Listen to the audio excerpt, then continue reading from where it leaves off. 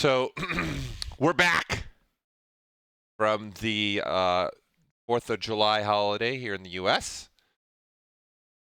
So welcome to the streaming of Did You Know That segment. So I know Mr. Dressed, the captain, the master of Ask ZBrush, was on last week, so it's my turn. So based upon the polls from last week, we're going to be looking at deformers, and in our conversations that we had, we discussed about doing maybe some project-based items. So the Rocketeer that I've been showing, that I've been working on, I'm going to try and kick them out. I wasn't able to work on them too much, so I'm going to spend some time today, though, to show kind of the workflow and idea that I would take for the approach of making some boots for the Mr. Rocketeer. So we're just going to go a couple minutes. I'm just going to give a couple minutes. Hello, Blands. How are you?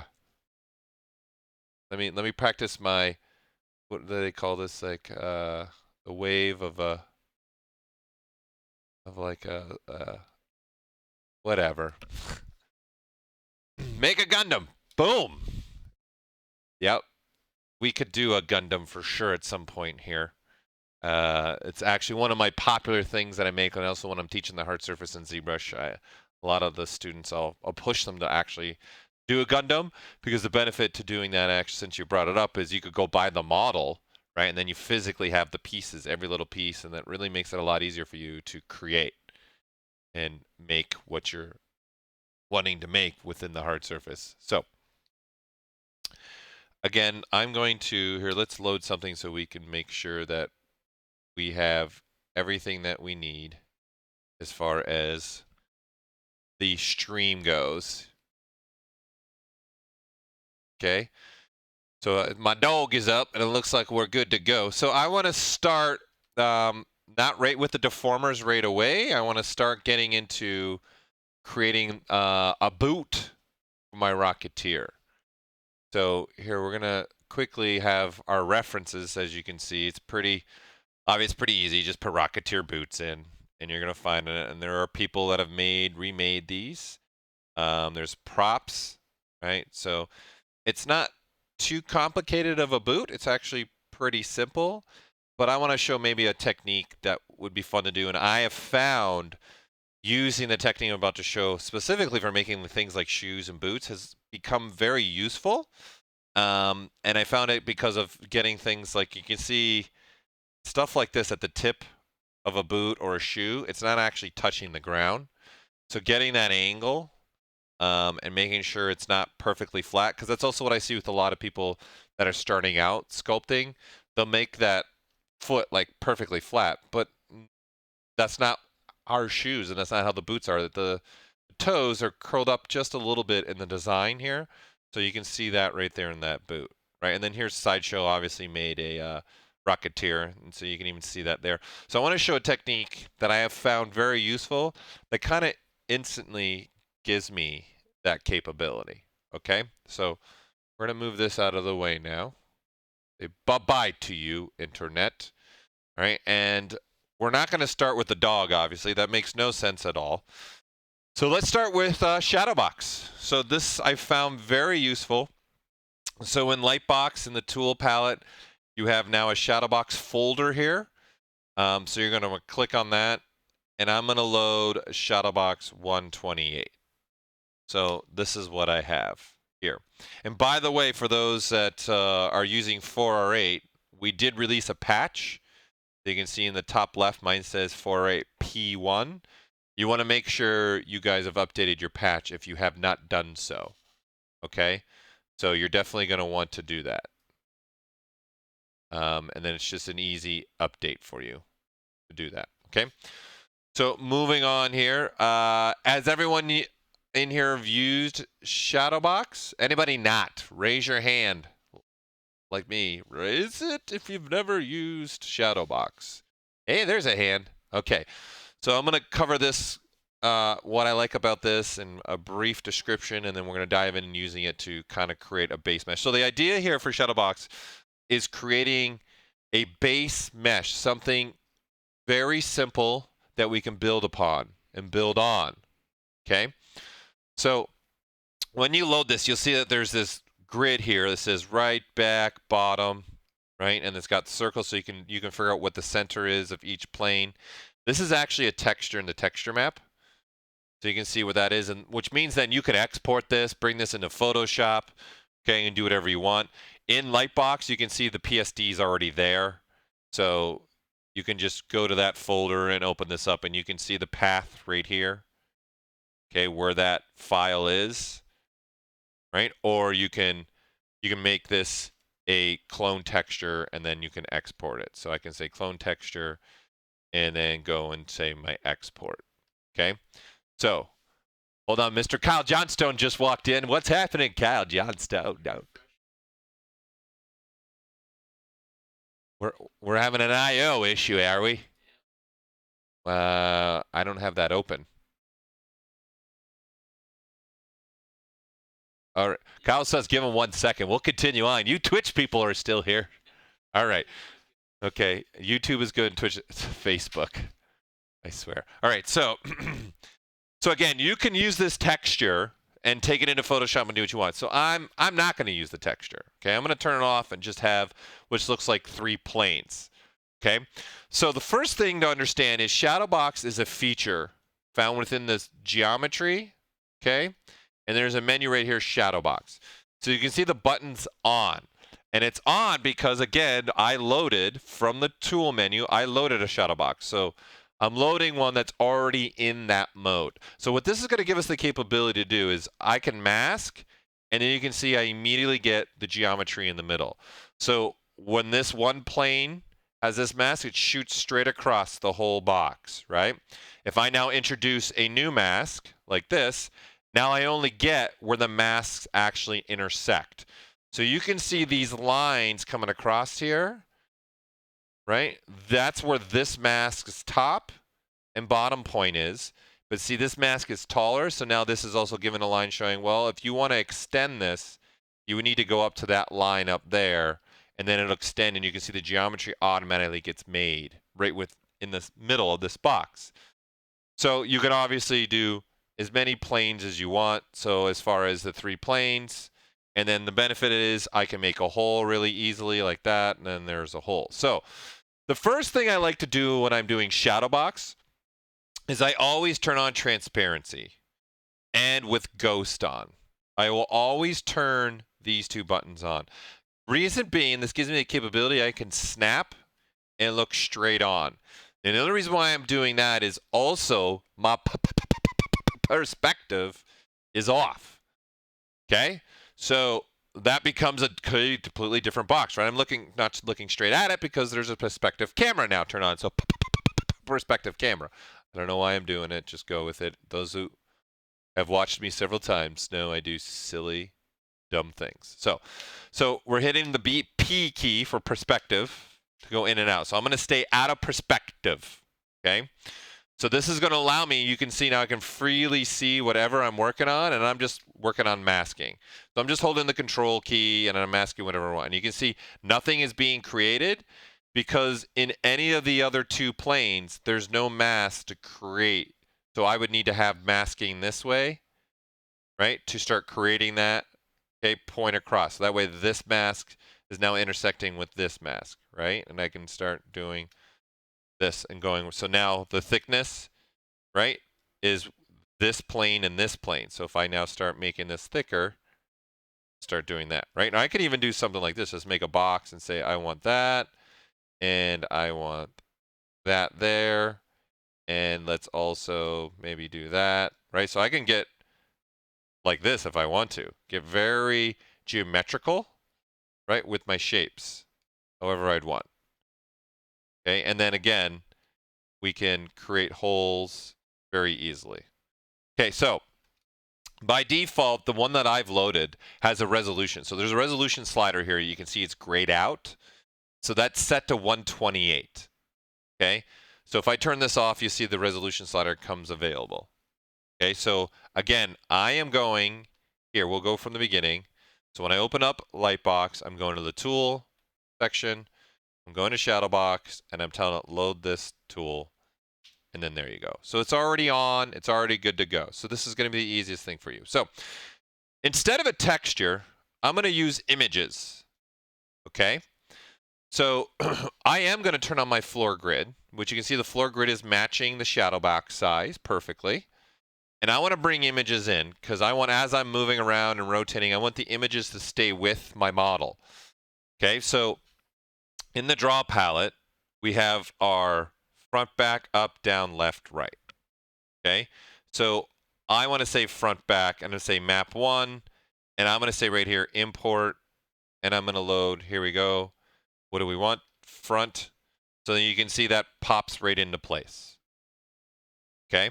So I'm just going to continue this process and say I have one that's an up down, right? So going to draw, map 1, import, there's in the bottom, left, right, map 1, import, and then there's the side. So these are populating. So as I move, I now have reference images, okay, that I can move around. So the reason why also this is really nice to have with the floor grid is I can actually use the floor grid, right, lines to help me line up these images. Okay, so if I want to make the floor grid a little stronger, I can go to modifiers if I want to, okay? And I can control the frame opacity here. I can even change the color, right here, grid color. We can make it be red if you want, maybe have a little bit of red tone and maybe make it a little bit easier for you to see. So you can see where the tip of that boot is and where the heel of the boot is. And then you want to see, okay, where's the top of this one and where's the top of that? So you can see those aren't lining up quite right. So it looks like this image is actually a little bit bigger than this image. So all I have to do is go to my draw, okay, and that is my left, right, or the side view. So I come here and I just start scaling it up till I get to what I want. There we go. Right, so now that's matching up and looking at this, right? I could probably go a little bit smaller, maybe something like that. And then now I can horizontal shift or a vertical shift. So I can move this, right? And I'm not at this point, I'm not trying to get 100% exact. Again, I'm trying to use this just to kind of create a base. So I'm looking at the bottom here and just relatively the same. I'm using the grid line here to match me up there. Now I can do the same here for the bottom, right? So I can go to draw, okay, and then this is the up down, right? So it definitely needs to be rotated, and then I'm going to flip it as well. So I'm going to flip it across the vertical, and then I'm just going to rotate 90 degrees every time I hit that rotate. And now it's obviously way too big, so I need to size it down. And I'm just kind of looking at this, right, tip and seeing where it lines up. And then now I'm looking at this heel and seeing this line. You can see it's not quite lining up. So I need to keep going a little bit smaller. And then now maybe move it to be something more like that. Oh, looks like I still need to go a little bit smaller. Okay, so you can have both these approaches. You can either use that texture that I showed you in the beginning, or we can use what I'm kind of doing right now, is just using the grid and using the images to give me what I want to have. Okay, and then now I have my images where I want them. Okay, so now I'm just gonna put my, I can't have this be red anymore. Put it back to being gray. Yeah, that's good. So now all I got to do is start masking.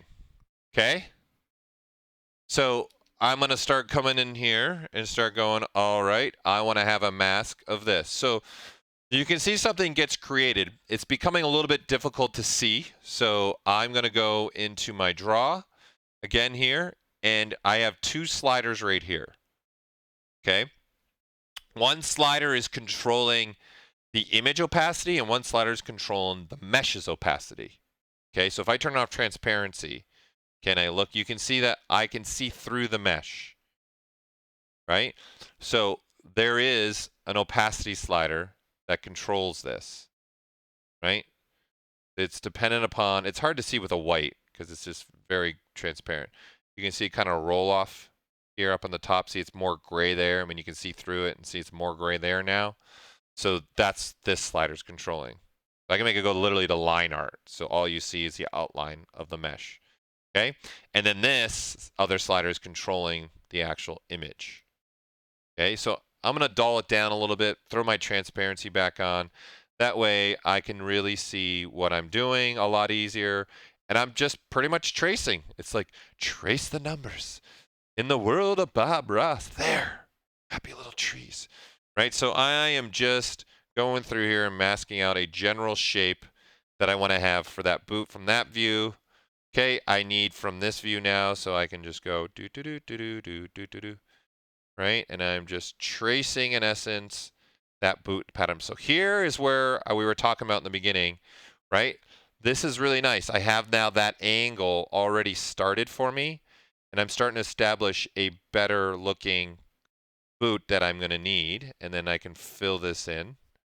This is why I like to say paint by numbers, because it totally reminds me back in those days in the 80s when we had those paint by number things. Again, I'm just trying to create a very simple base mesh, and you're going to see where I go with this, because in essence, I like to think about when I'm doing especially cloth or something like this, I like to break it down to the point, and then look, we can unmask things, right? So I'm just holding Control and Alt to unmask. So instead of just holding only Control to mask, right? So if I do this, I'm masking. If I hold down Control and Alt, I can start, in essence, unmasking portions. Okay, so that comes in handy. So back to my cloth idea and this, I like to break it down to how they act, the way they make the boot itself, right? They're not starting in 3D. They're starting with a pattern. So I'm looking at, okay, this clearly is where they're stitching it so they can create the roundness of the boot, right? So this is one piece of leather that's flat, and then they have to bring it in and stitch it up so that I can actually go on our feet. So I know this, and I'm trying to think of ways of a feature that maybe I can use that'll help me mimic that a little bit. Okay, so that's all I'm trying to do is just simply mimic. So I'm going to say, do I need a bottom? I can if I want. So now what's going to happen here is if what you want to do, and again, I want to emphasize, we're trying to create a base mesh. Don't marry yourself exactly to the images, because also these images aren't matching up perfectly because they took the photos more to sell the boot, not to make it a 3D model. So you can see what starts to happen. It's starting to cut here. So I'm not getting that back part of the boot, right? It's because you don't see the back part of the boot from this image. So I need to just start adding more here, right? So I can make sure I get, and then the beauty part is it's only giving me that section, right? Because then now this mask and this mask are now matching. And so now I can add more here. See, you know, and then start giving that volume back to the boot that I want. Right? And then now I can come to the front view and making sure I'm getting that volume that way. So I'm just trying to get some volume in here.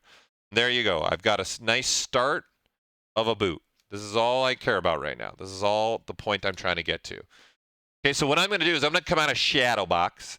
Let's turn off our floor grid, and then there you go. We got a nice little base boot, right? Looking at it, I'm starting to get this angle right in here where the front of that boot's a little bit up. I'm already starting to establish some of this, which comes in very handy for me. I'm going to turn on polyframe mode. You can see there's multiple polygroups here. There's 2 of them. Okay, I'm going to just give myself brand new polygroups. Okay, and going back to what we were talking about when I was saying I'm looking at the images and going, okay, there's definitely like the straps, that's a separate subtool, but there's parts of leather here, right? So there's right there, there's a part of leather. Right here, there's a stitching of leather. So I'm going to see this whole big piece right here is almost like a cylinder, but it's a cylinder that was open and then wrapped together and then stitched. Okay? So I'm going to go, all right, what's a quick way that I can get nice, low, clean geometry, all right, and be able to have some control to that geometry. So if I want to start using something like ZModeler, which I'm definitely going to want to on this boot, okay, and I know I'm going to want to start using insert mesh brushes. So I actually don't want this as my geometry for the boot. This is not what I'm looking for. So I want to just use this as my kind of Here's the general shape of the boot I'm trying to go for. Now, let's work on getting this to be a little bit more of a nice piece of geometry. So what I'm going to do is I'm going to switch to my slice curve here. Right? And I'm going to say I want to have some geometry going from vertically, from the bottom of the boot up. So I'm saying, based upon the design, it seemed like this portion pretty much right here was one piece of leather that they wrapped around. So let's take advantage of that. So I'm going to say probably from maybe this point here, okay, and then the top was, let's say, there. So I'm using the slice brush to create nice, clean cuts, right? But the real benefit here, it's creating polygroups for me. So I'm going to say my ultimate goal for me for this, creating this, I want to get low polygons as much as I can. All right, so I'm going to say, okay, so I'm going to say that's a top, and that's the bottom of the geometry. I'm going to make another slice through here, and if I want, I can make it perfectly straight. And then I'm going to make another one here. So I'm going to say, okay, I have a span there, span there, span there, and a span there. I'm going to now switch to the topology brush. Okay, so I'm hitting B, T for topology, O. Okay, is what I'm hitting. I'm going to now go to this in here into my stroke, and under curve functions, I'm going to hit frame mesh. And this has options, so I can either frame by the border, I can frame by polygroups, I can frame by crease edges. So in this case, I'm framing for all three. Hold on, water break, everybody. 1 second. Gotta have some water.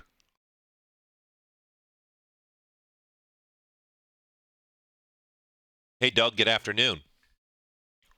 Yes. All right, so I can have one of these options on, I can have all three on. In this case, I just kept them all on, and then you can see I get curves only where the polygroup is. So now my next thing is, all right, let me just, again, I'm trying to get really low geometry. Right now we're at 16,000 polygons. I'm trying to get into the hundreds. Okay?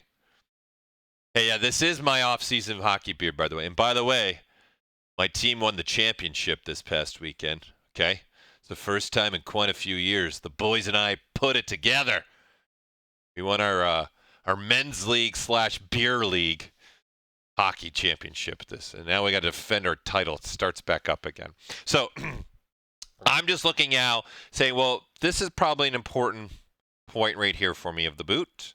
So I'm going to put a line through there, and then this is an important point of the boot for me. So I'm going to put a line through there, and there you go. I've got 3 polygons now. Then I'm going to say, all right, an important part of the boot is definitely through the back here as well. So I'm going to put a line there. And I definitely want to have a line through here. Okay, so now I've got a very boxy boot. I want to have a little bit of that volume from the top, just enough, right? Okay, so I'm going to say, all right, let's put some more geometry spans through here. So let's put another one there. Let's put another one there. Okay, that's now going to form more of this roundness of the design. And then I'm going to say, let's also do the same thing for the other side. And let's go ahead and do it for the front as well.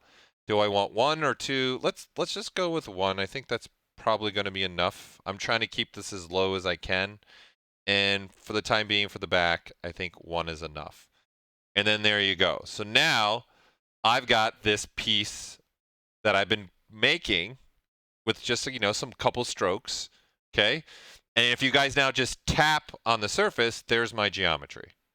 And I'm also getting thickness immediately. Here, I'm gonna turn off my quick saves because we don't need those. We don't need no quick saves.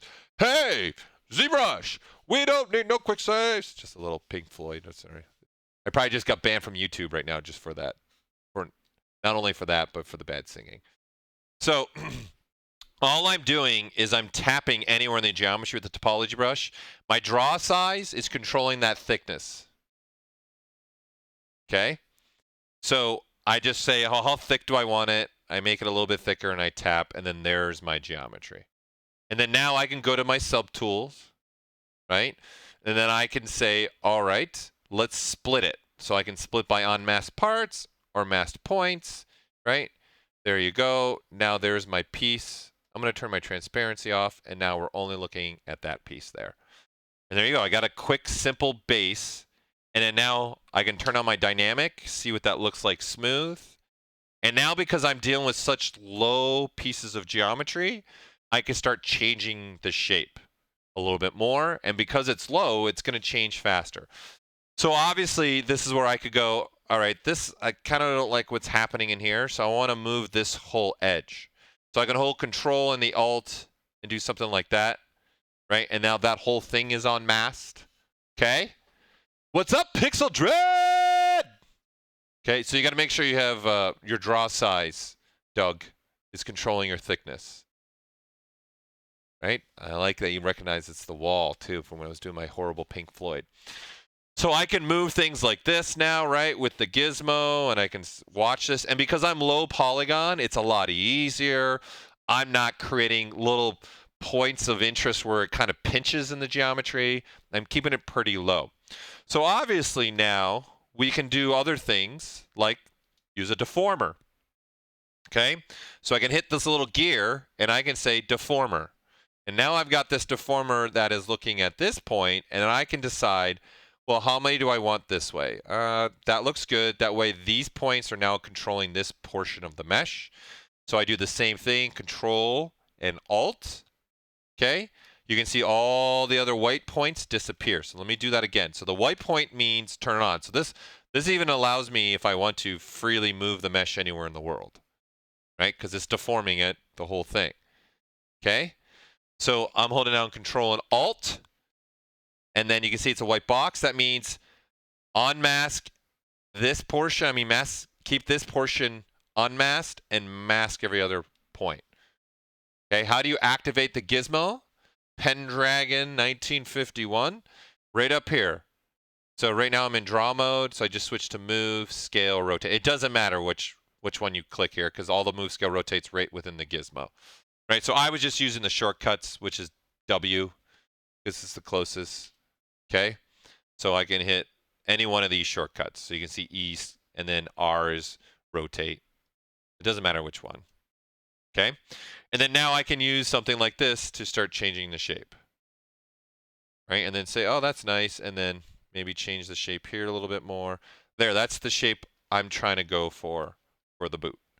Right, so I would continue this process now and make the next portion and say, okay, I now need to make the other portion of that other leather.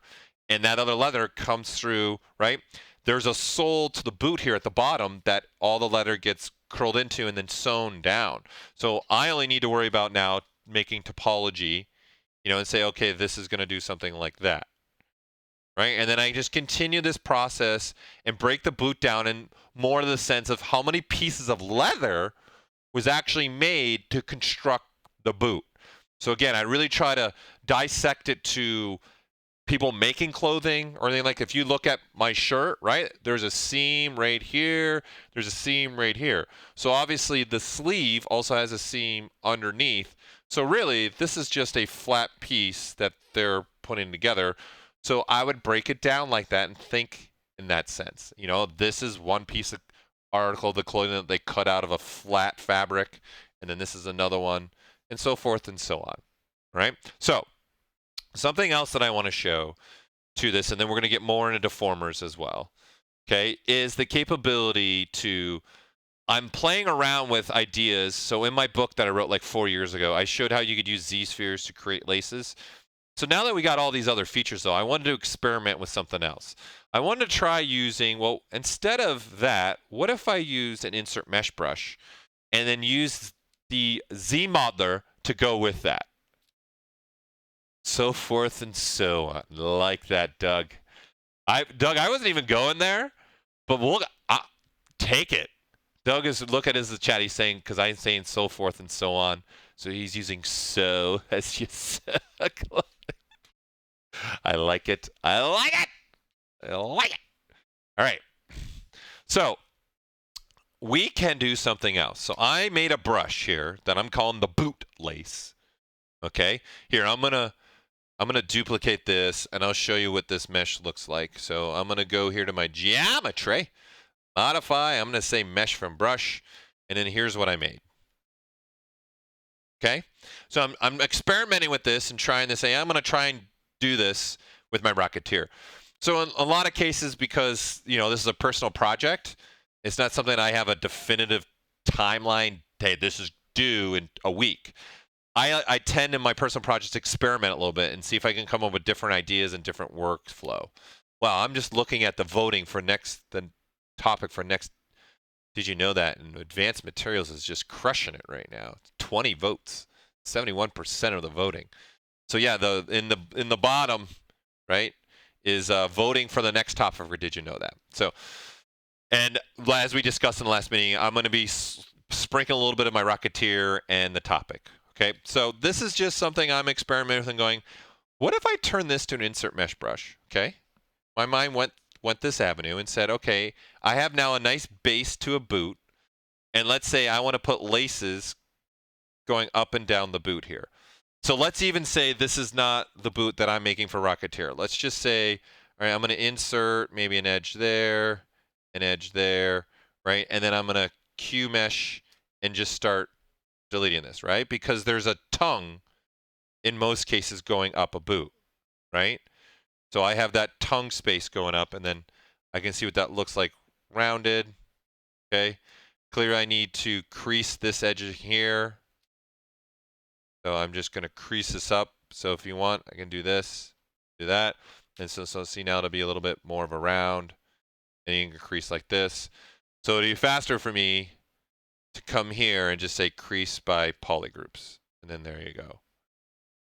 Okay, and if I want, I can say, oh, I want that rounded a little bit, and I want that rounded a little bit. Right, so hopefully you guys see where I'm going here with this. Okay, so you can see I'm just making a different type of boot. And you know what? What I like about dynamic subdiv and the ZModeler, I can do this and watch it go. I'm actually looking more for a rounded shape at the corners like that and more like that.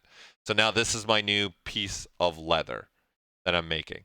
And now what I want to do is do laces across here, all the way up the boot.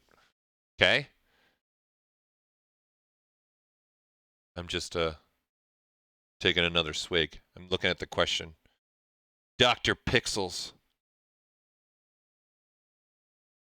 Is there any way to make scales of them on a mermaid tail with a noisemaker stretch it wrong, not even on all sides?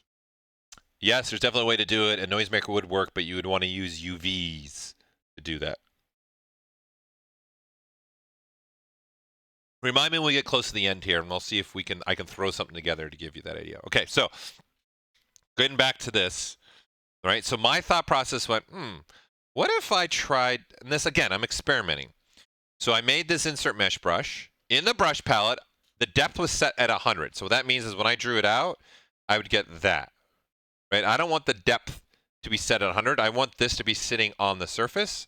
So I'm going to undo that, okay? And I'm going to go into the depth, and I'm going to put it at 0, embed, okay? And then that means when I draw this out, you can see now that little part is sitting closer to where I want it to be. Okay? Everyone so far with me. So what I'm going to do is say, okay, I want them to be how big? Not that big. I'm going to go a little bit bigger draw size. That's good enough. And I say, so obviously I would have these going up all the way. So I'm just going to do a couple. All right? I'm not going to get crazy going up all the way. So I can use the geometry and the evenly space it if I want. I can also turn this into, oops, I didn't get that one where I wanted it. Turn this also into another type of brush. Okay, so forth and so on. Okay. So looking at this, all right, I'm saying, all right, let's separate this. Okay, so that I want to look at just this boot part, right? I want to see just this piece here, right? Just this guy right here. And then grow that out. And all I have is this portion. So I just did a selection because these are all part of the same piece now. So I just did a quick selection like this and then Control-Shift-A, and it grows in essence that leather piece.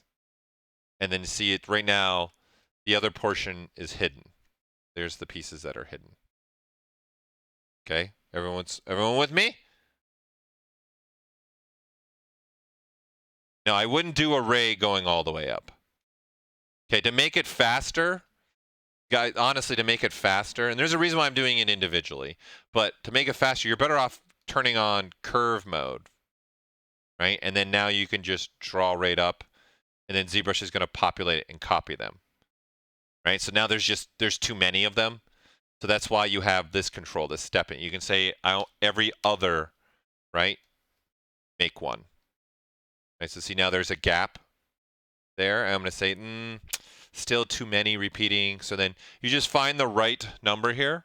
And then obviously you would save that. So this is obviously another way to do it, see? And now that's probably getting better.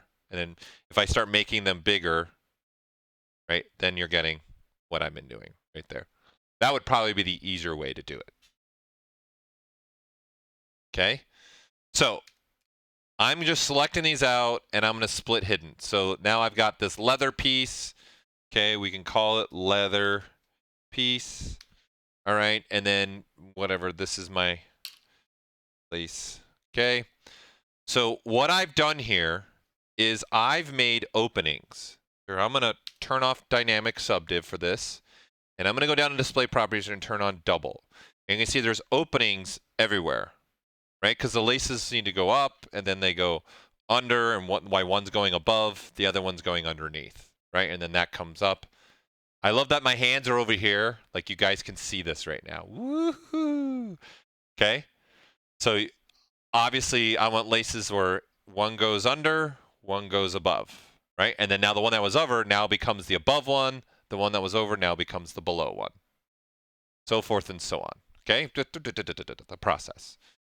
Okay, so this is allowing me some control where I kind of take some control here a little bit. And then I'm going to switch back to my ZModeler brush. And then I'm going to say, all right, there's two holes here. Okay, so I'm going to say hover over an edge. I'm going to say bridge. And by default, edges is going to be on. I'm going to say two holes. Okay, and by default, you're going to have this. This is what you're going to have.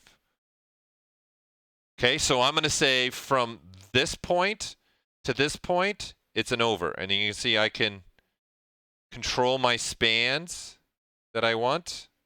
So I can kind of keep it low, right? I can have it have even a little bit of a nice twist to it. I mean, it was as far as a little bending to it, right? And what's controlling this, right, is when I hold the space bar, how do I want this to look? Right? Do I want rounded corners? Which I don't know why I'd want, but let's see what it does. Now you can do stuff like this. Whoa. See, that's too much. So I think the spline is enough. And I'm going to say maybe give me optimal curve. So I can click here and click here. And then now it's only going to give me this curve. And now all I'm controlling is how many pieces of geometry spans do I want actually, do I really need? I don't need a lot. Right? That's giving me enough. Okay? And then obviously from this one is the underneath one. So I'm going to click here, right? And then click to where is this one doing? So this is now going to here. And then now that's the underneath one, right? And then now from this one becomes it going over top. So forth and so on. So now I just continue this process as we go through it, right? And start going and doing it. So this is another way that you could experiment with lacing. So I can, if I don't want to have to control anything, I want to make this clicking as fast as possible. Okay, while you're holding this, I can say optimal resolution as well. So now all I do is click an edge, and then I get it. That's it. Right? And then this one is going from maybe that's the bottom, and then this one's going to the top. Right? So now this is sitting on top of that. Now this one needs now become the bottom, and then now this one's the top. And you just continue this process up the way. And then now I can change this and move this around. I really like to use the move topological in this case. So it allows me to just even with the big brush size, see what I can do? I can really move my laces where I want them.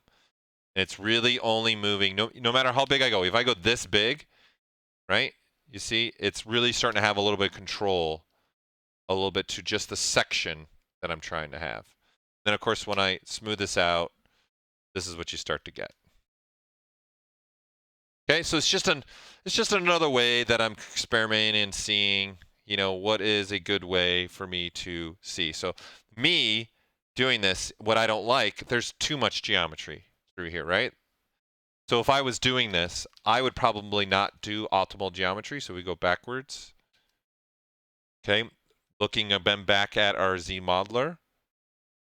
Okay, when I'm doing this, the optimal resolution, I probably want to control that. So I'm going to say, like, say something like this, and then I can control.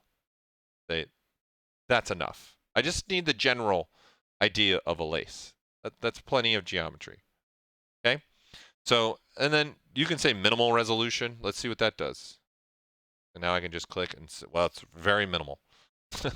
Right? So you have all this control here, though, right? So it's just another idea that I'm experimenting to see where that goes. So I just wanted to share that with you as part of my process.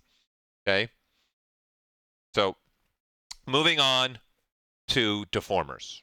Okay. So let's grab a sphere. Okay. Now, one of the really cool things about the deformers and some stuff that we've done here with them that I really do like, and I found myself, especially when I'm doing hard surface stuff, I'm trying to make general shapes and things like that. So I found the deformers can be helpful for me to create, again, base meshes for me to go along the way, okay, and work this out. For pieces I'm going to put on something and so forth and so on. Okay, so I'm going to work and say, let's turn this sphere into more of a box, but then it has rounded edges and also rounded corners and all of it. So I've found it very useful to use the deformers for this. So I'm going to hit the W key, which is going to give me my gizmo. I'm going to hit that gear. So we have our primitives along the top, right? So right now I have a mesh selected. So if I would say to select the poly mesh start, the poly mesh, you can see that replaces it because nothing is masked off. So this is a question I actually had. So this initial piece is just sitting there. If I was to do something like this, where I'm holding the control key, and then I'm just clicking on any one of these arrows, we're duplicating. So now if I go to the gear and I say polysphere, you can see that original piece is staying put, and now we're replacing that copy or that duplicate. Okay? So obviously, if I was to mask all this off and then click the gear, I would get that mesh, right, sitting in the middle. Right? So you can see it's sitting in the middle exactly where we were. Okay, so I don't want that. Let's just say, actually, let's go ahead and replace it. Okay, I can control my spans here. I'm going to say 8 is enough. Okay, and I'm going to say, that's great. I like that. Let's use extender. Okay. Oh, I found a quick save. Launch that.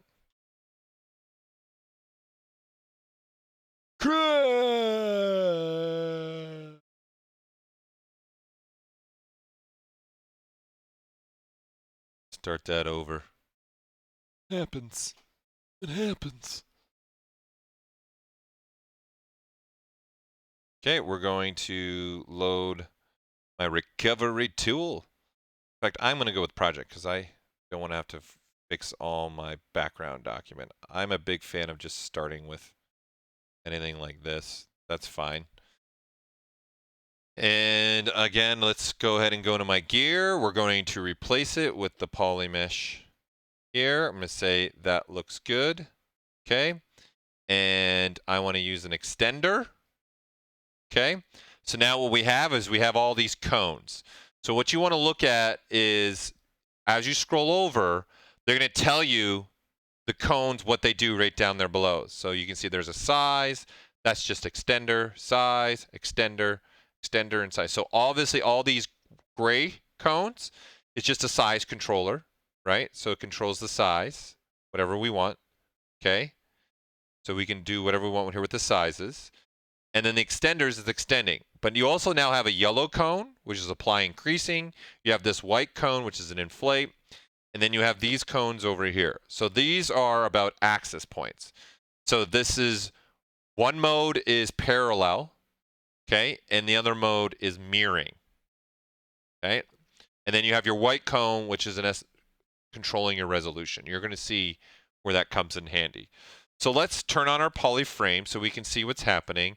And let's just start first with mirroring along the X. Let's mirror along the Y. Okay? And then so now when I click on this orange cone, you can see it's pulling on it. So now what we have is we have different scale sizes. Right? So now there's a pill. So now this is back to 1 by 1. Right? So all I'm doing is stretching this, right, to a point, and then now I'm going to say I'm going to do the same way this way. And then there you go. I'm starting to get now a shape that was a lot harder for me to get to before, but now I'm using a deformer to get it.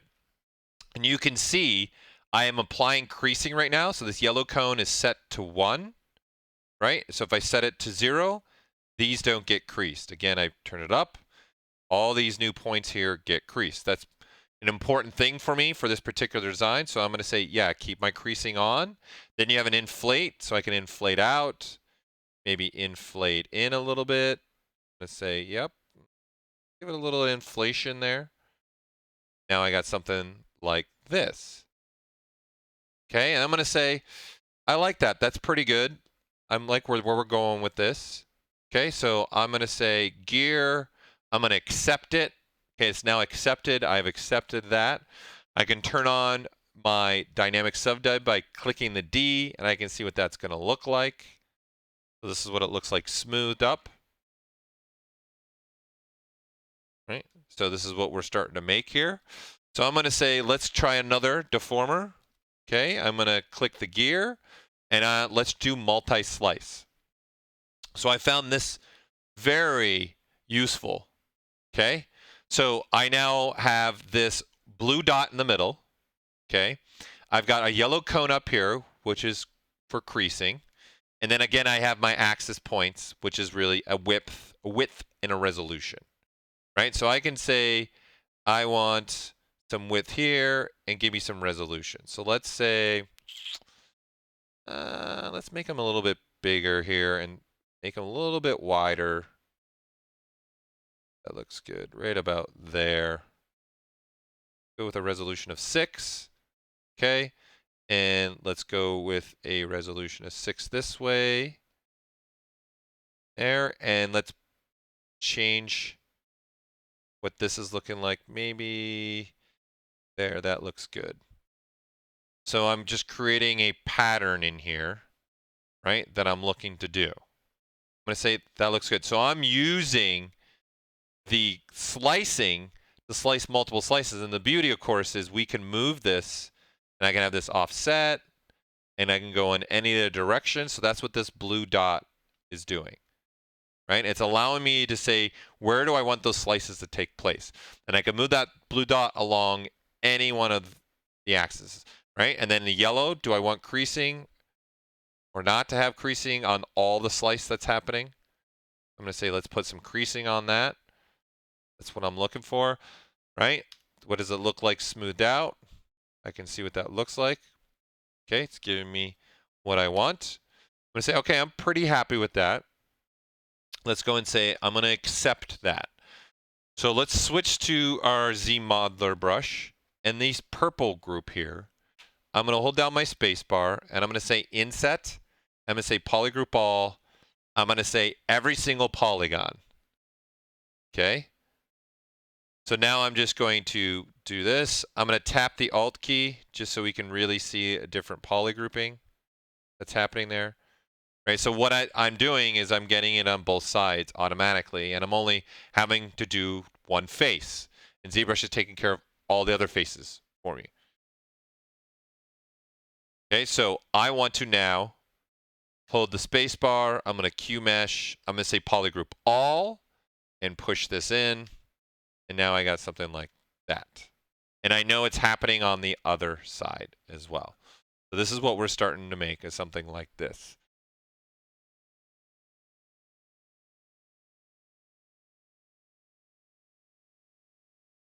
So the inflate, so you're talking about, let's go backwards. Okay. All right, you're talking about when I was doing this inflate, it's all the new slice, right? So next, the extension, right? So if I go even this way, and let's put this back to 1, now we're just making a rounded box, and do this, you can see anything that's the new, in essence, the new geometry, that's what's being inflated. All right, Doug, does that make sense? So these were, in essence, I did 3 extenders. I took the geometry, extended this way, I extended it this way, and then I extended it that way. So all that brownish is new geometry that was from the extender, and that's what gets inflated. But you can use the ZModeler to inflate that stuff if you want to. Okay? Does that answer your question, Doug? I'm just going through some of the questions here. On the red poles now, can you still do that? Yes. So if you only wanted to use on the red poles, then that's what this is. It's using just only the red pole, right? And then this is controlling what symmetry do you want, right? So do you want it symmetrical or not? So now when I do this, see, it's only happening to that side, right? It's because this isn't pulled out, right? So 2, and I'm going to do this now to both sides. It's automatically doing both sides to me, for me, right? And then this is my resolution, which is saying how many spans do I want in the middle there. I can even say 8 there, right? And then I can say 8 there. So instead of using the slice, I can even use this to create that pattern in the middle that I'm looking at. Right, so for me, I went, all right, let's accept that, and then I went and grabbed the multi-slice. Right, and then now I can control how many slices. And if I want 1, I can control and say I only want 1 slice, and now the beauty is I can put that slice wherever I want. So even if I want 1 slice, right, along all 3 axis points, I can do that now. Say something like, and there's 2. Something like that. And then now this blue dot controls all 3, and I can move them anywhere. That makes sense? So I'm controlling the resolution, saying give me 1, 1, 1, right? And then this is just controlling the width of the multi-slices that happen. So because I don't have a lot, I'm doing, let's say, a resolution, let's say 6, and then a resolution of 6, right? And then let's snap it to the center, and I'm holding the shift key, right? So as you're moving it, you can hold the shift key and see it'll snap. Boom, to the center. Now I'm sitting at the center, right? I don't need any there. And then now I have this. And part of the reason why I was doing this too is creating new polygroups for me at the same time. Okay, and then I'm going to say accept it. Let's get back to where I was. So I'm going to switch to ZModeler. We'll do the inset again, polygroup all. We'll inset that. I'll tap the Alt key so I can really see that. And then switch to QMesh, polygroup all, and push in. Now, the reason why I'm doing this is now that I have this, I can continue to mess with this, okay? So I'm going to go back now and go to my extender again, right? And I'm going to say, give me symmetry, make sure symmetry along these 2 axis points. And what's beauty of this is I can start doing things like that and going, and I'm getting that cut that I want. So do I want an inflate? No. Do I want any resolution? No, I don't want any resolution. Do I want it creased? Yeah, I'm going to keep it creased. But then I'm going to say, do I want that slice in essence? Where do I want it to happen? Right? And I can just watch this now change and figure out where do I want it to happen. It becomes very useful, and then I can do a slice like this, say I don't want any resolution on that. And now if we turn off polyframe, we're creating a very different design here. Just simply using, right? Remember, I started with a sphere, right? We're now more of a box. with some design element to it. It has some points of interest in it. You've got a nice little design happening there. So it really opens up things. I really enjoyed playing with the extender and trying things and experimenting with it and see what I can get from like starting position like a sphere, and I turned it into a box in essence. Okay, so moving on here because we're coming close to time. I'm going to grab a sphere here and let's turn this into a dino mesh. Okay, I'm going to drop my resolution. I'm going to put it at 64 and I'm going to dynamesh that. Okay, I'm going to go ahead and hit the W key again, and I'm going to click on the gear, and I'm going to say, let's do a bend curve. Okay, so what we have here now are just some dots. Okay, so if I click on these dots and move, you can see it deforms the shape, and then there's other cones that pop up. Right, but the cones that are important is the smoothing cone and these cones here. Okay. So you have symmetry capability, you have what axis do you want, you have some smoothness, and you have curve resolution. So the first thing I'd probably do, right, is look at my curve resolution. All right, I did it. Right, and say, what do I want? How many points of interest do I want to cross here? I like to start relatively low. So 5, so that's going across this way. I'm going to say, yeah, make it symmetrical.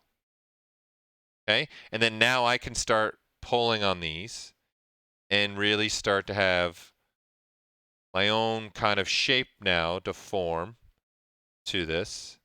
And then I can say at any point, right, if I want more points, whoops, I switched my axis instead of points. Okay, I would want to add more points at any time here. Right, so I can come in like this. I have symmetry on, so as I pull on the one, I'm getting it there. And as I'm developing and messing with this, you can see I'm getting kind of that. I can smooth that with this a little bit. Okay. I have this smoothness capability here to play with it as well. And then I can say, let's add more points along that angle and start messing with this. And then here you have other points of interest. So each point you click on is going to have these 3 cones. So I can start twisting the geometry, right? I can scale it up, scale it down, right? I can squeeze it. So in essence, if you look, scale's going certain direction, and then now I can squeeze it, either squeeze it this way or squeeze it that way. Okay, so now you have just general shape change happening, and when I'm happy with what I have, here, we'll smooth it a little bit more, smooth it a little bit more. So I've got a general shape that I'm starting to have here and go, okay, I'm digging this. Let's come out of symmetry mode and let's now start really pulling on this. Going, yes, let's make some kind of sloth creature. So this is going to become his head up here. The Loch Ness Monster. We'll smooth it out a little bit, not a lot. This is going to now become his head. Okay. Yes. Okay, I'm going to say I accept that. And then now I can redynamesh. And now I've got this nice base start here that I can start working on. Okay, so it's really just about pulling. Now, when you get a shape like this, though, okay, and if you try to use that deformer again, right, it's just looking at the bounding box, right, of the character. It's not going to be able now to reestablish the points to follow that, right? But I can still use this to do some general changes to him still, or getting that shape that I want. Maybe scale up and give him a little bit more of a belly. That belly! A little bit more of a belly in there. Perfect. And then maybe give him a tail. Right? And then this tail, maybe squeeze it and scale that a little bit as well. Point, and let's apply a little bit of a smooth to him. And then I'm going to say accept. And then there we go. And then now I can continue my process, say, with a move brush and start moving around. I'm just creating a nice quick base mesh of some kind of creature element. And then now I'm going to say, let's use the curve tube, and I can start throwing some legs on them. Right, I can move these where I want. Right, and then now I'm going to say, they're a little big. Let's do a little bit of this, a little bit better. Position these where I want. And let's also add a tapering to this. So in the stroke, okay, I'm going to go to curve modifiers. I'm going to turn on the size. And then this graph becomes important. So when I click on this now, you can see it's tapering.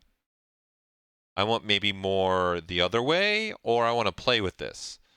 So I'm going to flip it vertically, and I'm going to say like this, and I want to get maybe a little bit bigger in the middle. When I click on that, you can see it's getting bigger in the middle, right? And then it's tapering towards the end and the beginning. Okay, so now if I want to duplicate this leg, all right, and have the capability of moving around, there's many ways to do this, but you can actually do it with the stroke, okay? So I'm going to go here to stroke, and I'm going to show you this option. I can turn off the bend, okay? And in curve functions, you'll see there's a snapshot. And you can see the shortcut to that is 5, right? Just to make sure everyone's awake. No, the deformers only work on the selected subtool, Seagull. So you would have to do what you're saying. Use transpose master, get them all as one, and then go about working on them, and then transpose master it back.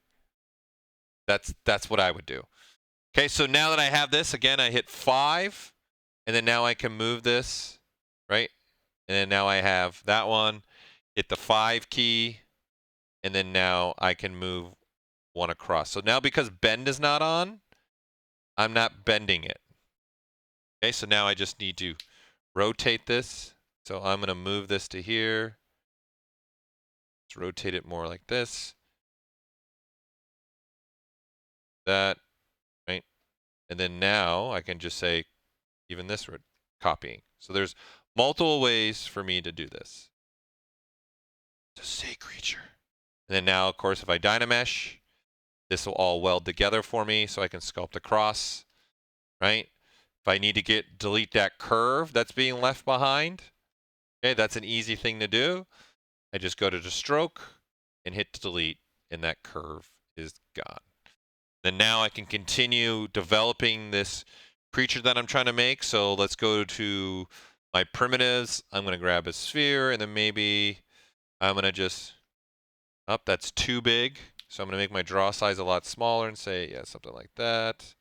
Something like that. So you can see it's sitting right on the surface. I don't want that. I want it to be sitting a little bit inside the surface. So we're going to go to our brush, okay? And then we're going to go to our depth, and we're going to say, let's just move it to 0 and see what we get. Yeah, that's more what I'm looking for, right? So I want them all to be relatively the same size. So I'm going to use my draw size with control key. And then these are his little, I don't know, toes, we'll say, right? And I know I'm getting the same exact size no matter where I am, because as I'm drawing this out, I'm holding the control key.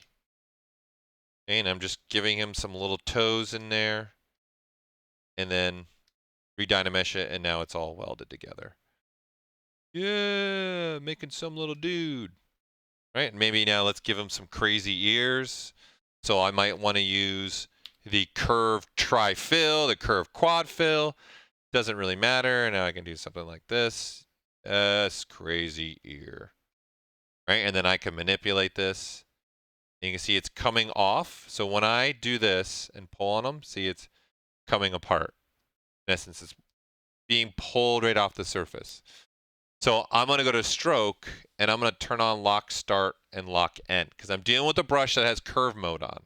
So what this gives me the capability is I can pull on this and kind of think of the design I want, and even make it so the ear kind of flops over a little bit, right? And start with more of the positioning of the ear that I'm looking for. And just because I lock the start and lock the end doesn't mean I can't continue to play with that lock start and lock end. So now, floppy dog ears. So, and then now I can say that's perfect. And then I can rotate it. Position. So the gizmo gives me so much more other freedom to do some things here, right? I can say that would be positioned more, right? And then now, there you go. And now I've got a nice quick way of starting a mesh from a deformer with a sphere, right? Just coming up with something and designing an element and thinking about where I'm going with it. Okay? Yeah, as Doug's asking, should we put this in Joseph's backyard? For those that watched the streaming event, Joseph's backyard was a very big topic. Very large topic. Huge topic. Okay, so let's continue on this because let's go keep looking at some more deformers here. So I'm going to grab this sphere. I'm going to use our new plugin here. Okay, and I'm going to make a new text and say Paul. And we'll put my name. Okay, so I got a text here. Okay, how much extrusion do I want to this text? Right, how really thick do I want it? Do I want to play with the spacing? Do I want to put a little bit of a bevel on it? Yeah, we'll put a little bit of a bevel on that. It's nice. That works for me. Okay. So what I want to do now is start maybe playing and manipulating this text. So I'm going to switch back to this. And I'm going to say I want this text kind of to sit out here, be smaller. And I want to start wrapping it around, in essence, a spherical shape. Okay. So I'm going to use our bend arc to do that.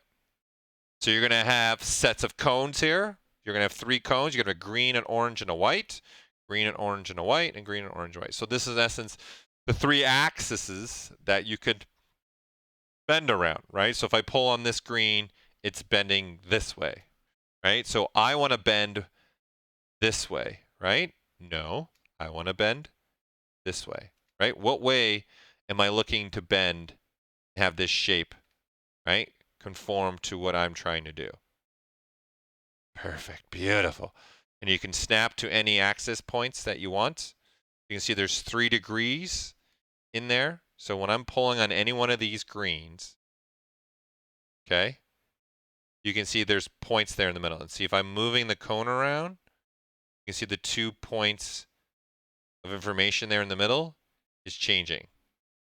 So this is me moving the bend along different points, right, of XYZ coordination in essence.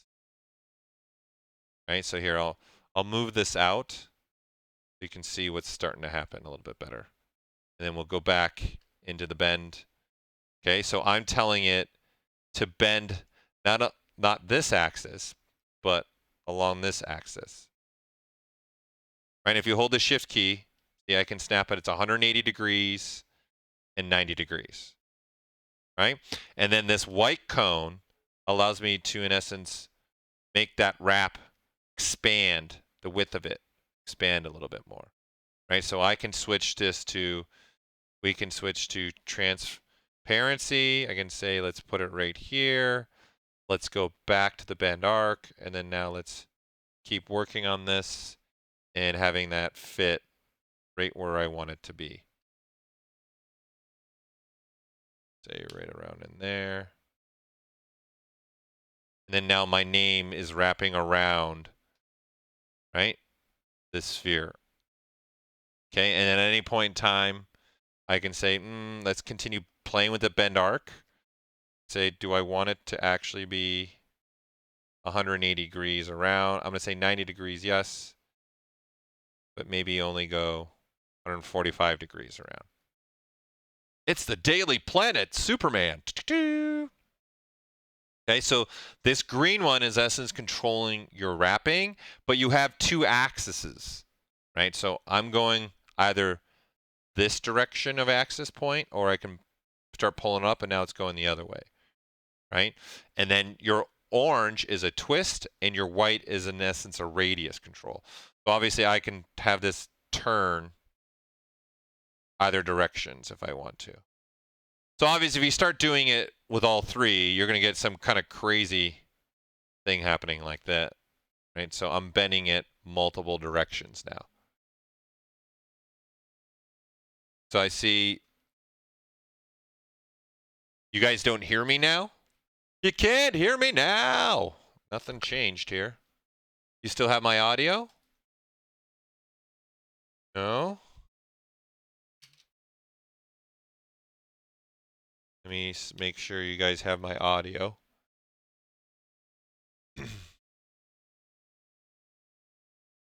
Okay, no, we hear you. Okay. All right, just making sure because there's people on Twitch saying they lost my audio on Twitch. So there is no way to snap to vertex points. Okay. But at any point in time, right, we can use, you know, this is the only thing that has snapping capability as far as either to the center, right? Now it's sitting at the center of that wrap. Okay, and then I could do masking center, but there's no way for the deformer. It doesn't have the capability to snap, okay, to a vertex point, if that's what you're asking. Okay.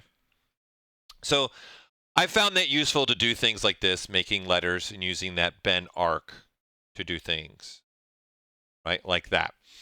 So continuing on our journey here, right, looking at a couple other deformers that we have, right, let's go ahead and turn this into a Dynamesh. We'll Dynamesh that up, right, and then again hitting my gear. I have flatten still. I have a taper, I have a twist as well, right? So taper and twist is obviously pretty standard for any deformer. Hey, it's a gummy, right? Or it's a drop. It's a, look, Hershey Kiss. And Christmas candies that I remember my grandma used to give me. Right, so it's just giving you a taper along the ways, right? So it's just the general deformer that you have. And then this white cone is just controlling how strong is that taper that's happening, right? So you can see it's a lot less, right? So if I start doing this, you can really expand the tapering. That's all that's doing. And then of course, clicking your gear, I can do a twist. It's hard to see with the sphere, so let's load something else. Let's have some fun with the dog.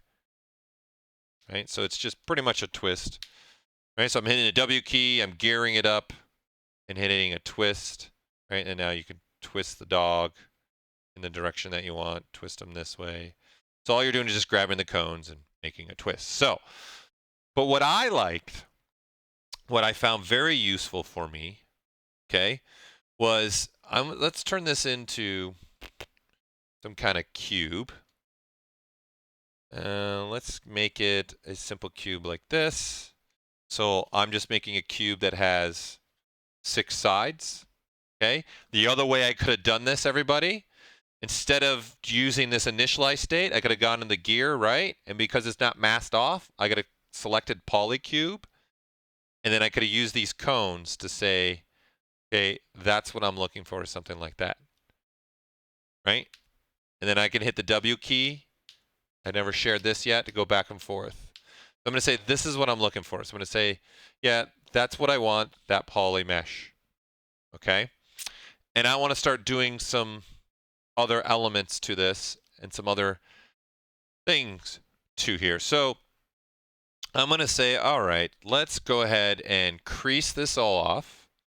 I'm going to crease all, so every edge gets a crease. I'm going to turn on my dynamic subdiv. So right here, I'm going to turn on dynamic.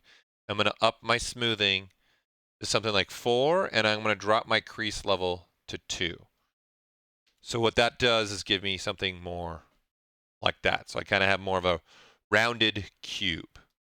Okay, and I'm going to go ahead and apply this. I'm happy with this. So this has now subdivision levels. So what it's doing is it took the 4 and gave it, well, you divided 4 times a dynamic. I'm going to apply it as real geometry. I'm actually going to delete it.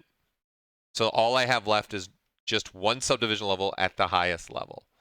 Okay, and I'm going to start using my handy dandy slice.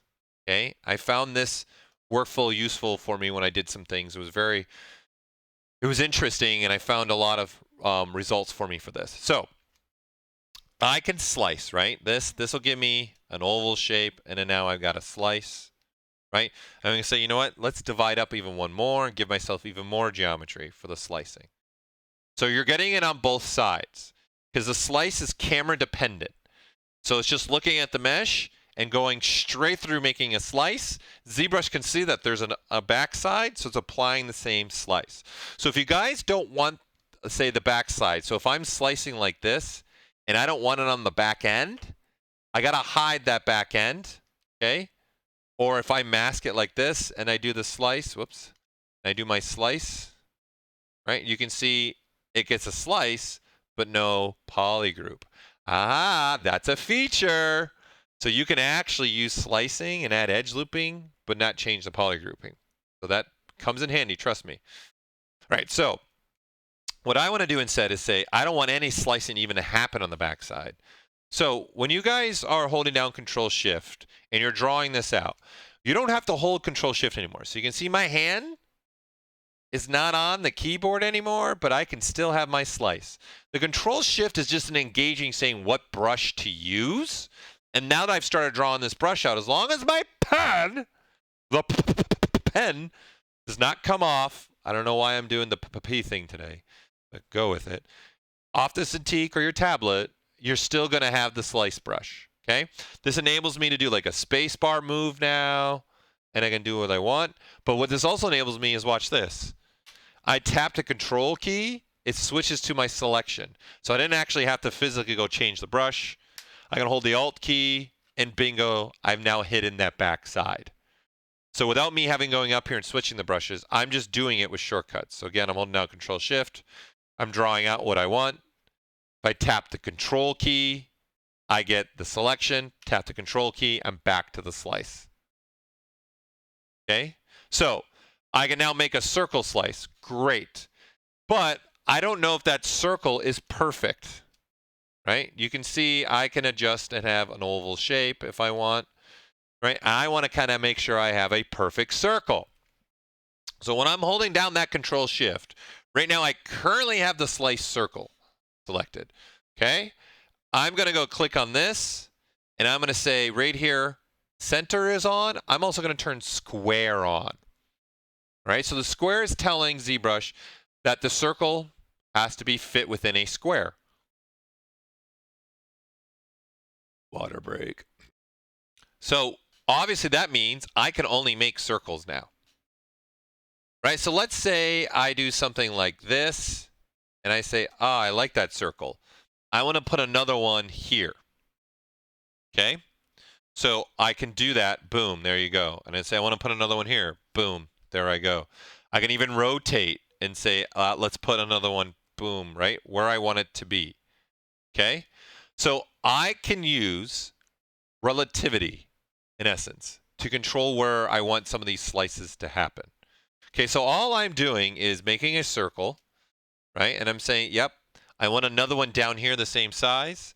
And I'm just clicking Shift 1. Okay, and all I'm doing is in the stroke palette, in 4R7, we added this, replay last relative. So replay last is just replaying the exact same stroke over top of itself. Right? I don't want that. I want replay last relative. So in essence, I want that exact same slice, but I'm going to move somewhere else on the mesh. And then I'm going to play it. Okay? So that's what I'm looking for to do. So this gives me now, if I show everything, the capability, I've got something like that happening. Let's take this one more step further, because there's something else that I found very useful for myself when I made particular slices or things that I wanted to do. Okay, one other technique that I can do is this. I'm going to say, all right, I have a slice like this. Yep, there. And I'll start from that same point again. Say, let's give a slice there. And then let's have a slice there. So I have 3 slices happening, right? I can now go here and say, give me those same 3. I can even rotate the model and go here and say, give me those same 3. Right? So I can now go anywhere on this model and create these exact same slices. Even to the point where if I say, I only want it on this portion, let's go here and let's put those slices there. I got those same bullseye slices now everywhere. They're the same size, they're the same everything. Same slice distance, it's all the same. So what I'm doing is I'm expanding upon that capability to slice, slice, slice, slice, okay, and replay the last slice. But what I did that you guys didn't know is I turned something on. So let's go backwards so you guys can see what I did. Let's walk through this process. So in the stroke, there's this menu that no one ever opens, which is inventory. Okay, and you can see that right now my strokes count is set to 3. So if you go and say, well, I had 3 slices, that's what I was recording. I was actually recording the strokes of the brush. And this will work with any brush, remember. This is not just slice dependent. It's with any brush. Okay? So I'm going to say record, and you can see that now goes to 0. You can see the shortcut is the number 3. Okay? Now I'm just saying, okay, give me a slice this big. And then now I'm going to do a slice like this, off-centered. And then I'm going to do a slice like this. And then maybe a slice like that. So I have 4 slices. So going back to my stroke inventory, you can see that count says 4. I say record, turn it off. Now anywhere I go, I can move around, and I'm going to use now the replay all relative. So there's the replay all, right? It's just wherever that is, it's going to replay that in the same area. But I want to now use my cursor and say, I actually want that to happen right here. And then shift 2, and then there's my slices. So it's cursor dependent, where replays is all based upon where you were, those slices that you made. Wherever this mesh is now viewpoint to that, that's where the slices happen. So by using replay all, it's more about where my brush is. That's actually where I want the slices to reoccur. So again, this is going to work for anything. Okay, so if I go back to a mesh like this, okay, and we say the 3 key, let's switch to a clay build-up 3 key, right? And let's say I'm doing a stroke like this and a stroke like that. So there's an X and X. So if you look at the stroke, see there's 2. Turn it off. Now I can go anywhere that I want, right? Shift 2 gives me the exact same X. So it's not just about slicing, okay? So it's whatever brush that you want. So this inventory comes in handy for me a lot of times for whatever it is I'm doing. Even if I'm doing things like continuing this thought process. Have you guys ever tried doing this where you do a slice, right? And then I turn on the B radius, and then you can do things like this. And now I've got a nice consistent slicing, and I can even put a bend on it.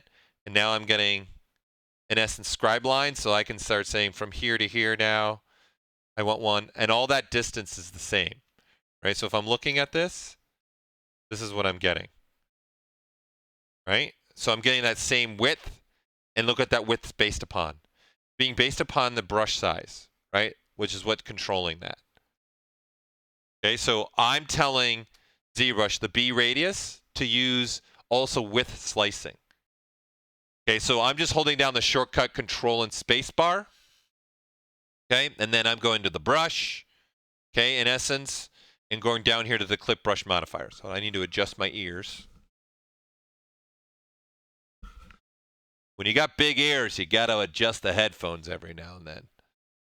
Okay, so I'm saying B radius, and it's using the brush size. So obviously now think about it. I can do different slicing, right? And I can use, Shift 2, right? I can have that same recording now mesh, or I can say, no, I want to use the slicing. What do you want to do? What do you want record brush size, brush-wise, right? So I still in the inventory have the clay buildup stored, right?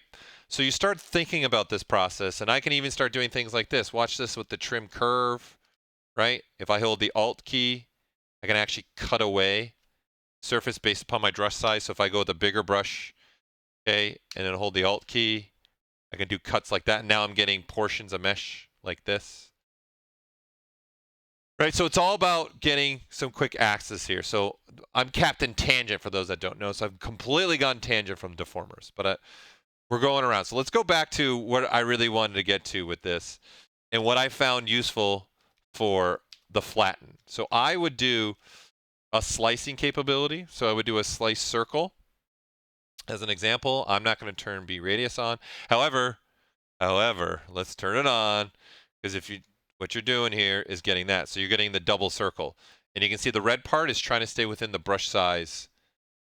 Right? So if I do a smaller brush size and I do a slice circle, you can see that outer ring is a lot smaller. So that comes in handy. There's just so much information! Okay? So I can continue doing this. So what I found was fun for me and useful for me is, okay, I want to break this piece apart, okay, and use it for something else. So there are many ways to do this, right? I could use the ZModeler brush. I can say QMesh polygroup all, and then I can pull on this. I can hold the control key and it breaks it away, right? And then now I've got a thickness there that I can use and do whatever I want with it. Okay? Or if I wanted to get a little more clever with this, I can select just these two polygroups. We can go to my edge looping and we can do a little panel looping. We'll put a little thickness to it. Yeah. Okay, it's not thick enough. Let's add some more thickness. There we go. So now I've got this shape that I've, in essence, ripped off the cube. Right, so I got it on both sides. I'm going to split these. Okay, so I'm going to select just the cube, split hidden, and now I have these two pieces as their own subtool.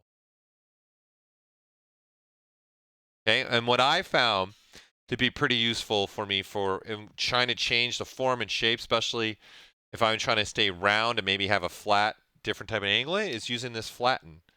So I can grab now the flatten deformer, right, which can be symmetrical, okay, and I can now flatten the shape like this. Okay, but what I liked about this is this. So let's just accept this and let's just bring one of them. Let's only have one disk. Okay, we're looking at just the one. And to start, instead of me having this set perfect, I'm going to hold the Alt key and kind of put this at a 45-degree angle. Right? And then now I go here and say flatten. And now you can see my flatten's also on an angle. So this goes with any deformer. It's not just a flatten. I can actually say, how do I want that deformer positioned to the mesh? And now I can use the flatten to create a very nice angle to this. So what you will notice is also happening is it's just flatten the surface. So think about this as the clip brush, right? So it's just clipping it and pushing it along the surface. Okay, what I want to add to this is this yellow cone, right? And I want to, in essence, add this capability of slicing. So this is pretty much like having the slice with the clip. So now I can start pushing this, and you see it's also slicing it and creating a crease. Okay, so see it's just pushing. Okay, so think about this as if I was to do the same thing. So let's go and say if I was to first clip it, right? Clip it. Every time I do this, I think, pop it, clip it. Smack that game, pop it, right? You're just clipping. And then now it's like switching now to the slice curve. And then just, whoops, not the slice circle, slice curve. And then slicing across where that is, right? Instead of me having to do that, I can just now use this deformer. And I can control the angle and decide what gets flattened and at what angle. I can even, the beauty here is I can turn on symmetry, right? And I can have both flattening that way. I can pull it out. Right, so this is me pulling the opposite direction. Right, so instead of flattening, it's pulling out and flattening. And you can start creating some really cool stuff with this. So this was very useful for me, extremely useful. And I love that it sliced right across there. It became a very useful source for me. But keep in mind, this is just like that clip brush. It's just pushing on the geometry. It's not deleting it at the same time that it's flattening it.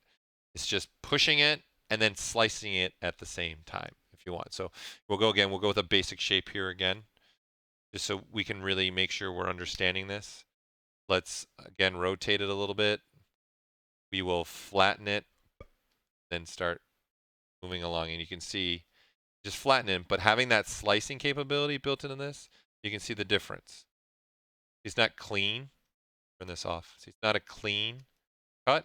If I turn this on, see how clean that is? It's a big difference. Okay, so it comes in very, very handy for me. When the beauty being is I can work symmetrically, right? So I know it's happening on both sides. I can do a parallel. So one is flattening inward and one's flattening outward that way. Right? So that's mirroring capability does come in rather handy. So if I say, let's reset this, let's go to the gizmo, reset the gizmo, and let's do something like this, right? And then I have parallel. So 1 is parallel, 2 is mirror. So you guys are used more to mirror. If I do this, this is like, see, mirroring. What happens on one side happens exactly on the other side, right? So if I switch this to the number 1 point, now you've got opposite, right? One's being pulled and one's being pushed in. That's what you start to get. So if I start doing something like this, I can start doing that, which is pretty much almost looking like a taper. But in essence, that's the easiest way I can show you the difference between the mirroring capability and the parallel capability of the deformers. But because we have this control, right, of not only the deformer, but using the gizmo to kind of set where I want that deformer to be, right? And then I can say, what deformer do I want, right? And I can say extender. And you can see now this is extending this way. And now this way. It's completely. So I can actually use that offsetting. And then because the deformers have symmetry capability, it gave me almost all axes of mirroring and parallel capabilities with the deformers. So I found some very useful things for that. So we're running out of time. I got to head to another meeting. But before I go, let me do a couple things. Number 1, we have a Z Play happening July 24th at 9 a.m. Pacific time with Ubisoft Paris. We're going to do a Z Play with them where we're going to have the artists from Ghost Recon Wildlands. They're playing the game along with us, talking about the artwork, talking about the characters as we get through the levels of the game. So that's next Monday, right? Because today is what, the 18th? Yep. So you're not going to want to miss that. That's next Monday. Also, we're calling submission for you guys. In our Twitch channel, our YouTube channel, we have these banners along the top. We're looking for you, artists, to submit, say, hey, I would really love to get my artwork put at the top of there. And of course, we would give you recognition. You would be put it on the top of the banners of our main pages. So if you're interested in having your artwork submitted, whether you're ZBrush 4R8 user or a ZBrush Core user, please submit your images, okay, to ZBrush Live at pixelogic.com because we're looking for some new artwork. We want to change these out if we can on a monthly basis. If not, if we're even getting enough artwork that is amazing that we can put up there, we will even maybe possibly rotate them out more often than 1 month. Okay, so we're looking for some artwork for you guys to help us make the banners. So in our ZBrush Live banner right now, that's been there for a while, and we want to replace that with some artwork. But from you, the community, and for people that have been in here watching ZBrush Live, and again, it can be from ZBrush Core or anybody that's using ZBrush 4R8. And when you email us, I've put the email in there, zbrushlive@pixelogic.com. Definitely make sure, let us know too if you are using ZBrush Core or using the full version ZBrush 4.8. Okay, I like that you brought that up, Pedro. The ZBrush Summit we just announced this week the actual presentation list and the awards for the ZBrush Awards. So you're going to want to register here. You can have a free registration. So I want to point out this year's live Sculpt Off is online only. So there's no point to physically be here at the event because we'll still be setting up for some things. Okay. So everything is going to be streamed live. It's free. So if you want to register, I definitely register because as things keep adding, we're adding events.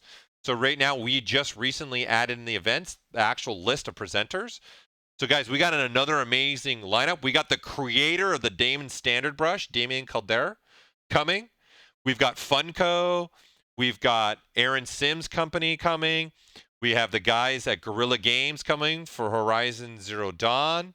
Okay, that's just Friday. Then on Saturday, we've got Chi, who you guys are probably recognize as hard surface modeling. He's also competing in the Sculpt Off. We got Marvel Studios coming. We got Bungie coming to show weapons. In fact, he's also going to be teaching a workshop. We got Dan Catcher, who did all the dragons. He was a main integral part of the dragons of Game of Thrones. And then we've got Ubisoft coming, Tom from Paris coming for Ghost Recon Wildlands. That's also why we're doing the Z play. And then that's Saturday.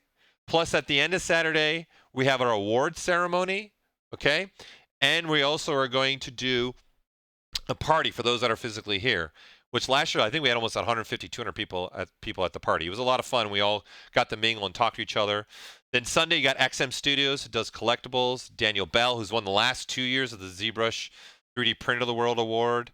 Then you've got Spin-F Visual Effects, which is Cesar DeCall Jr., and also Colin Davis, who's the visual effects supervisor coming. You got EA Motive coming, showing Battlefront 2. And then we're ending with Wild Hog, which are going to show Shadow Warrior 2. So all the presentations are there. You guys can see the artist's work by clicking on their name. You can see their work. You'll probably recognize their pieces. You'll get a bio. You got a link to their website. I encourage you to visit this. Again, the summit's only 2.5 months away. And then again, we've also announced the nominees for this year's ZBrush Award. Richard Taylor is actually coming to the award ceremony. He is going to be here on the Saturday of the award ceremony. So we have an opportunity to mingle with Richard Taylor on Saturday when he's here. And then Image of the Year, we've got these 3 great posts from Peter, Dinglong, and Eduardo. We've got Sculpt of the Year, Daniel, Gerard, and Marcel. Daniel's also getting nominated for 3D Print of the Year, David. So all these artists, for Top Row Post of the Year, are being nominated for our ZBrush awards. That all these awards are voted by you, the audience, based upon ZBrush Central posts. Whenever you post on ZBrush Central, you can vote right there. Okay, so going to ZBrush Central, you have the capability to vote now. So this year's awards are done for as far as voting can go, but you guys can be starting to vote on next year's awards. So obviously, if you go into ZBrush Central, okay, you go to your main forum, and you say, oh, I really like this piece, right? And you want to vote for it. When you actually go to the thread, you can see all the vote buttons start popping up. That's all you got to do. Little vote buttons, you just click that little vote button. And that's how you get nominated. So it's all based upon you. Whatever the total numbers are, that's who gets nominated. So again, to recap, looks like next, did you know that? By a whopping 58%, it's going to be advanced materials. So we're going to really look at the material capabilities that you can do within ZBrush. Okay, I want to highlight again next Monday, which is July 24th at 9 a.m. Pacific time. We're going to be doing a Z play with the creators or the artists, I should say, from Ubisoft Paris for Wastelands, and we're asking you guys to submit some banner images for our banners for YouTube, our Twitch, our Facebook. And again, please send those to zbrushlive@pixelogic.com. And don't forget, the summit is now presenting. So the benefit, guys, of registering, we also do workshops here. We do a 4-hour workshop that costs $200, many artists. And the live Sculpt Off artists, which submission for that ends the 19th, which is tomorrow, right? Yes, today's the 18th. We'll be announcing all those people submitting. So by registering, we're going to keep you in the news of things that are happening. And this year, something that's new, we're doing portfolio reviews, not us.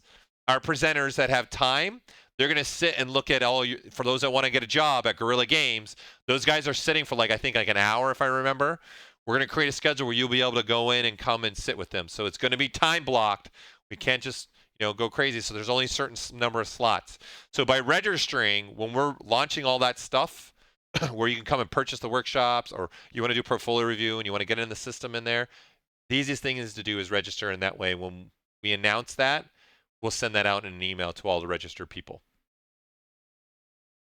For the banner stuff, resolution-wise, the bigger the better, obviously. So I would say a minimum 1920 by 1080 at a minimum resolution, and a JPEG's fine, a PSD, but whatever size you want, because depending on the banner, we might have to do some moving around of your sculpt or your image to crop it right so it would fit within the banner. Because obviously the banners are all very landscape; they're not portrait, right? So if you send us something that's portrait, we got to keep it within a landscape, because obviously all the web pages are going landscape-wise. So we'd have to move something around in portrait and probably put a design or put like that. So bigger is better for that. Okay. So did I miss anything? Any questions that you guys might have? Okay. So again, next Monday, Z-Play, Ghost Recon, Wildlands, team here, Kyle, Michael, Kingsley, and Solomon are all going to be playing that game and talking to the artists as they're playing. So it should be a good time. And then obviously we've announced the presenters for the summit. Hoping to see you guys there.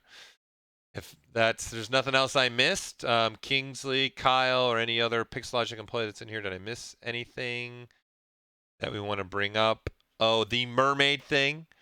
Okay, so for if you're doing a noise, right? If I take this, okay, and then now I want to apply a noise to it, based upon how this is looking at the camera, right, is how the noise is going to be applied. So if I say noise, right, it's applying like this, and then I say I want to put something else on it, I want to put the plugin. My resolution is going to change because I have it turned up high. So I'm going to say, let's say scales, say okay. Let's play with the plugin scales. Let's play with the strength. Right, and I don't want to mix it. I just want to keep it the 3D. Say okay. Let me make this bigger. So you can see this is just doing a 3D representation, right? So that's why you're getting that stretch. Really, the only way to fix that is using UVs. Okay, so if I did something like, here, let's do polygrouping. Let's do a flat island. Say I want that to be a polygroup. Be that a polygroup. Let's go to our handy dandy plugins again. Let's go to UV Master. I'm going to say by polygroup and unwrap. Okay, so what that's done now is giving me actual UV. So let's see what they are. I can go to UV and morph UV. And then there's my UVs. So you can see that pattern now is going to fit better. Okay, so I'm going to unmorph it. And you can see I still have that stretched pattern happening. So now if I go back to my surface noise and I say edit, right here instead of 3D, I hit UV. And now you can see I'll get a better result. So now I can change the scale of this and hit OK. And then now I have what you're probably looking for. Right, there's going to be a point where there's a seam somewhere. Right there. There it is. Right there. So obviously you want to put that in a point where you can't see that. Okay, so for who had the mermaid question, I don't remember who the mermaid question is. Surface noise? That's pretty much how I would take care of that. I would just use UVs really quickly, and then now I've got equidistant, right? And then the noise looks good on all angles. The replay last active. Okay, so the replay, remember, the difference, again, I'm going to dock this. You guys, inventory and replay last are very different. You guys got to understand, when you do like this, that's a stroke, right? So if I do the 1 key, you can see it just keeps rotating because that rotation's a stroke, right? So if I'm doing this, right, And here, let's divide this up a lot more. If I'm doing this stroke, right? That is one stroke. Okay, so if I hit the 1 key, it's doing the same one. Now, if I move my cursor somewhere else and hit Shift 1, it's doing the stroke based upon where my cursor is. The minute I rotate, right, and I say, okay, go here, and I hit Shift 1, see, it's looking at the previous stroke, and it's just not going to work. So in that sense, if you really want to rotate a model and move to a different point, you're better off using inventory. So I would record, right? And I would do something like this, right? And then now I can say stop recording. And now no matter where I go, wherever my cursor is, Shift 2, I know I'm going to get that same thing. You got to remember, wherever your cursor starts, right, it's replaying that stroke, right? So if I started down here, and I go across like this, I'm doing that. So now, the question being is if we have something like this, okay, where we have multiple subtools. Okay, so if I have this demo body, right, and I look at, say, here, we're going to turn just these on. Let's divide this up. So we have some geometry there and some geometry there.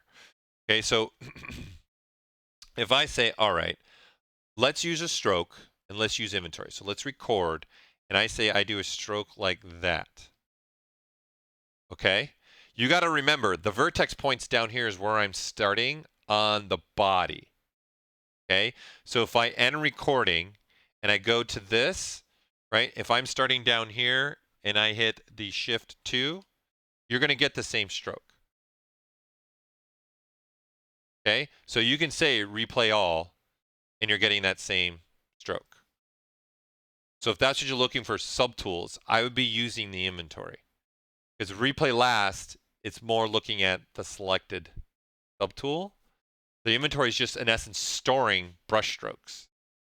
And then you would use that to go across different subtools. All right, Doug, answer your question. Bill Bubblegum. I like that name. That's a good one. Do you need to, are you answer that question? Anything else?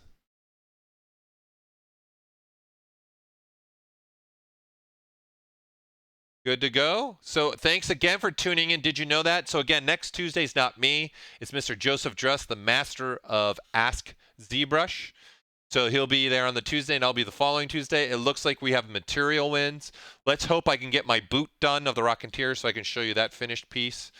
And then we'll talk about advanced materials, and I'll show maybe how I would even make a material for certain things. We'll go into definitely some quad shader, tri shader, and double shader materials as well. And we can walk through that. It'll be a lot of fun. And that's it from me. Thanks again for tuning in. I appreciate it. Hopefully you guys took away a lot again from the stream here. We're really having fun as a team here putting these on. Thanks again to Kingsley for being in the stream.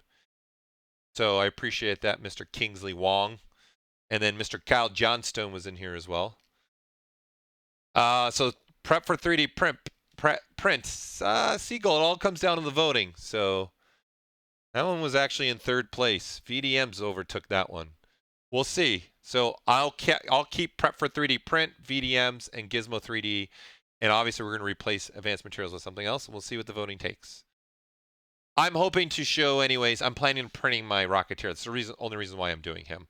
I actually am saving up to turn him into a bronze. That's actually what I'm planning on doing. Just have my own personal bronze Rocketeer collectible. That's my goal. Okay, we'll see if I reach that goal because I get tangent. Stop working on my personal work. Okay, thanks again for tuning in. Don't forget, again, next Monday, 9 a.m., Z-Play with Ubisoft. The 24th, right? The 24th is Monday. I hope I've been saying this. I want to say, yes, the 24th, Monday, 9 a.m., right? The Z-Play with the Ubisoft team from Paris on Ghost Recon Wildlands. Please send in your submissions to try and be on one of our banners to ZBrushLive@pixelogic.com. I appreciate you watching and tuning in.